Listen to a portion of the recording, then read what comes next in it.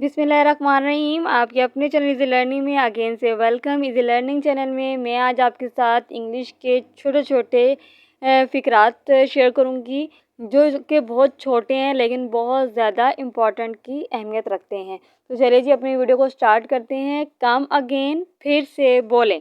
Come again, फिर से बोलें। स्पिट आउट, थूक दें। स्पिट आउट, थूक दें। टर्न ओवर, टर्न ओवर, पलट दें। टर्न ओवर, पलट दें। वीडियो अच्छी लगे तो वीडियो को लाइक कर दिया करें, चैनल को सब्सक्राइब कर दिया करें और साथ में दिए गए बेल आइकन को प्रेस करना बिल्कुल भी मत भूला करें, क्योंकि उससे आने वाली हर नई वीडियो की नोटिफिकेशन जो है वो आपको सबसे पहले देखने को मिलेगी। टीयर आउट, फाड़ दें। टीयर आउट, फाड़ दें। फिक्स दैट, फिक्स दैट, इसे ठीक करो।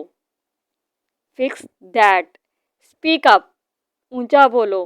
स्पीक अप, ऊंचा बोलो। मी टू, मुझे भी। मी टू, मुझे भी। हैंग ऑन, इंतज़ार करो। हैंग ऑन, इंतज़ार करो। एक हैंग का मतलब होता है लटकाना और ये है हैंग ऑन, इंतज़ार करो।